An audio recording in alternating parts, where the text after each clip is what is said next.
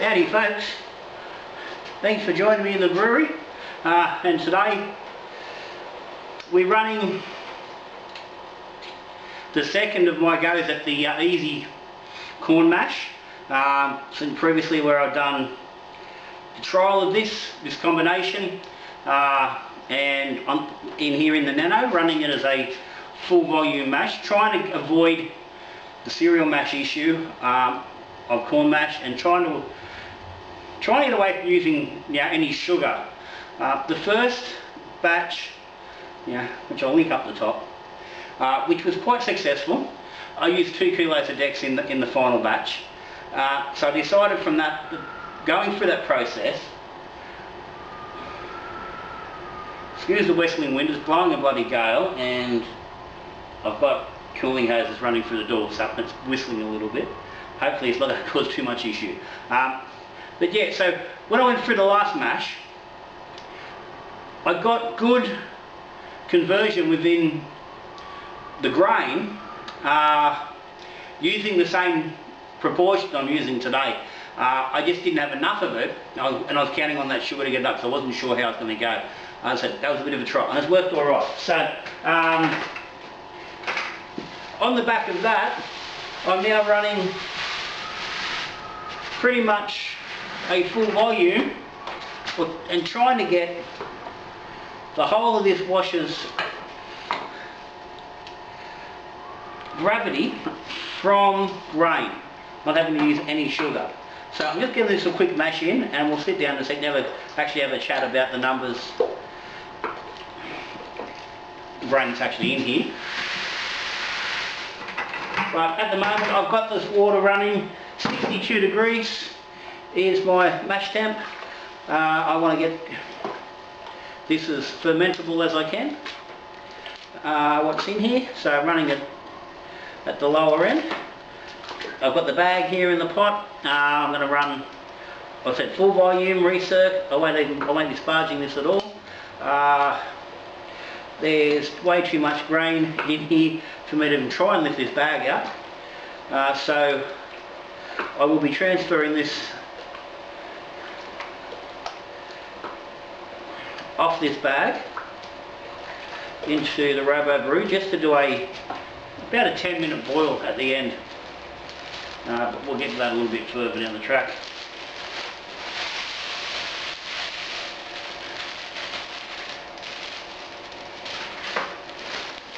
Two bags of sort of the, not the secret ingredient, there's no secret, but the part of this mash I think that really makes this fully possible. Anyway, won't know for sure until after this mash today, but we'll soon find out. So I'm hoping this volume will be okay, we won't have any issue. At the moment we are circulating fine, we've got no restriction there.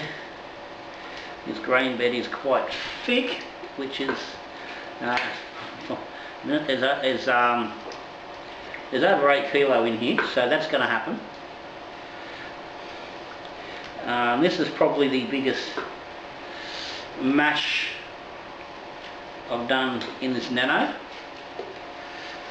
So it's going to be interesting to see how it handles it, whether we do continue circulating without any problem, or whether we have a bit of issue once it starts to, the grain compacts a little bit. But I will give this a good stir.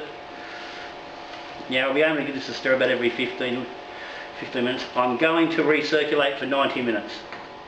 Like I said, going to give this plenty of time to convert. Anyway, she's in, she's mashed. And we will go and jump over the table, grab a beer, and we'll talk about what's actually in that pot. Righto. So we're underway. So I'm a little excited about today.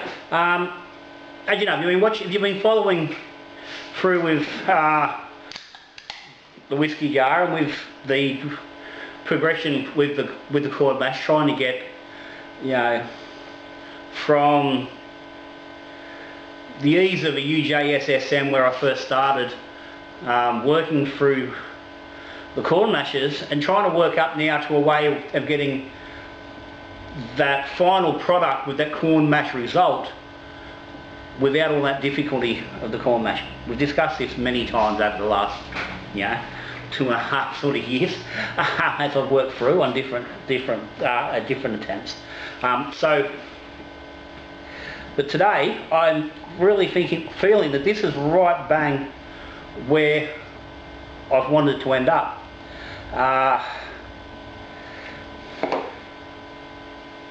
And I said the last brew day has given me hope that this is going to work out all right. We did the mash with exactly the same grist. There's a slight difference, but only minimal, just due to what stock level I had. But essentially we did the same grist last brew and got really good conversion. I had to use, well, didn't have to use, but I used a couple of kilo of dextrose in the final wash to get the ABV up, because otherwise it was going to be a little bit low. And that was partly because I was concerned about how this grist was going to go.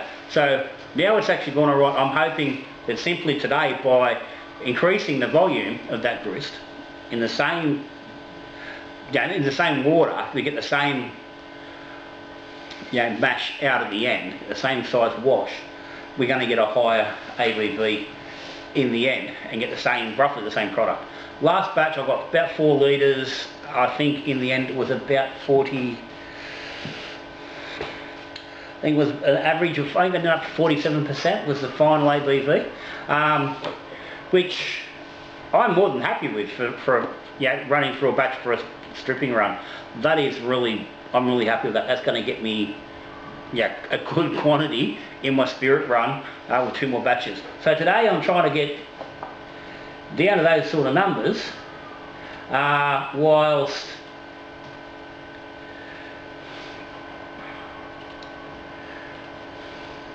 not needing the sugar.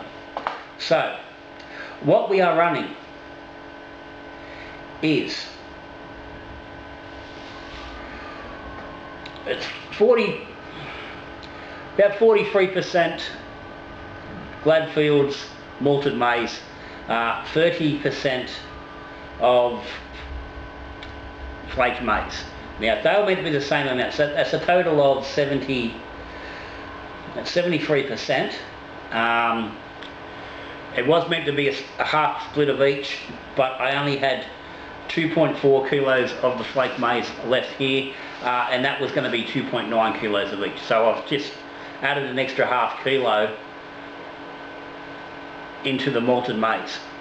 So that's not going to make a lot of difference. And as I was saying when I was mashing in, that flaked maize is a big part of, I think, getting this balance right. The malted maize works really well.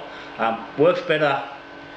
It worked well in this mix than it did when I've used it previously. But that was a different issue. I'm not going to dwell on that. I've got 18% pale schooner malt, Voyager for our barley component, so 18% barley in the mix, and 9% rye. So it's a little heavy on the barley for a corn mash, but the higher barley percent, we need that barley percentage to get the diastatic power to convert the grain. Now you can use alpha amylase and glucoamylase in the mash and in the ferment to convert those extra sugars.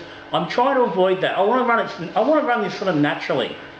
Just using the ingredients. So with a slightly higher percentage of the barley, I'm hoping we've got enough diastatic power to get that conversion done.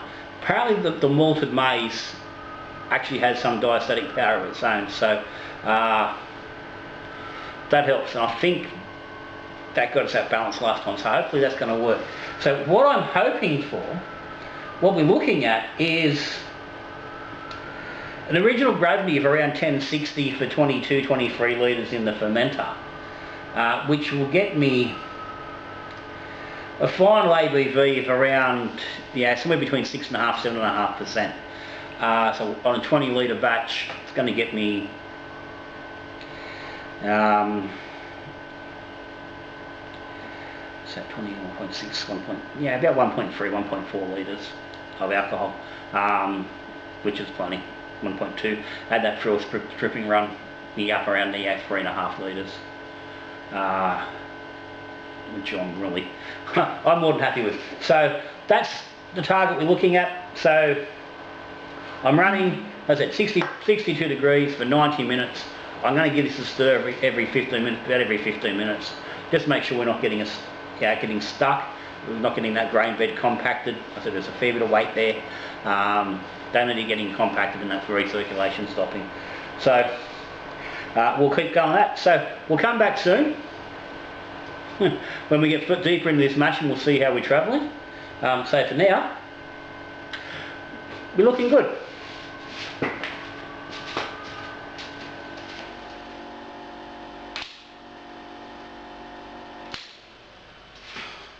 Righto, that's 90 minutes done. Now,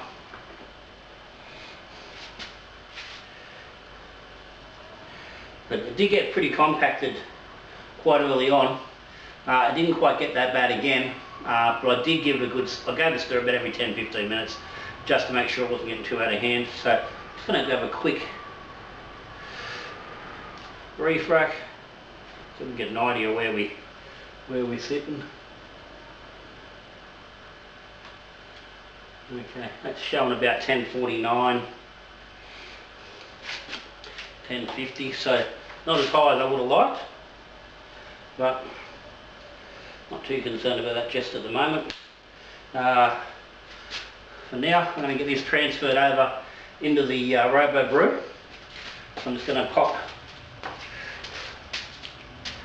hose off.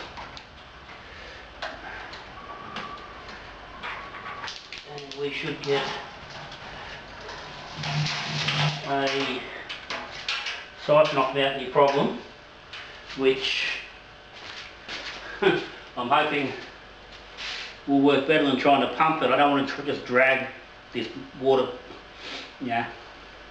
back through this grain bed and compact it and then make it difficult. So I'm just going to let this run. This might take a little while, but I think this is our best option. So I'll get that done, we'll come back shortly.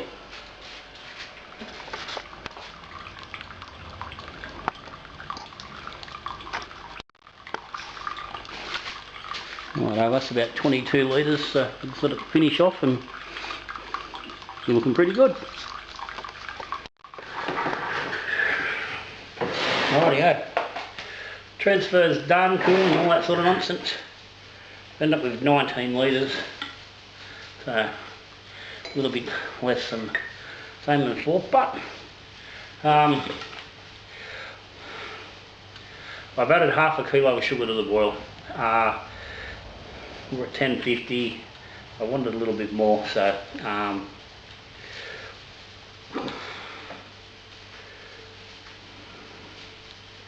so we're sitting at 1058, which is what I expected to be at, so that's all good. So yeah, overall I didn't quite get the efficiency I was hoping for through the whole batch, but it is higher than what it was the batch before, so getting there. So I'm thinking I probably need to go a little bit of enzyme maybe in the next batch. So what I'm going to do, I think, is I'll run this fella, let this be as it is, and the next batch I will probably just brew as I've done today with the same sort of quantities, and just go for some enzyme maybe in the ferment, or I may go a little bit in the actual brew itself. I have to think about that a little bit, see which one might work the best anyway. But for now, I'm happy with that.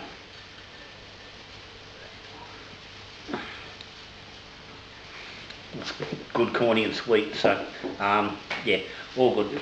So let this ferment now with new USW6 American whiskey yeast, 20 grams. I'm trying to do it ambient on the garage floor here, sitting around 20, 21, 22. That sort of mark fairly consistently with the impact from the aircon. But if it gets a little bit warmer, it might sneak up to 23, 24, and that's not going to hurt the ferment. So all is good. So guys, thank you. That's it. Shout out to everyone, Patreons, subscribers, everyone who's supporting the channel. Thank you very much. There's links down the bottom if you're interested in all these things. Comments, questions down the bottom as well. But I'll see you soon when we run this one. Have a look at what we're going. But until then, good brewing. Cheers.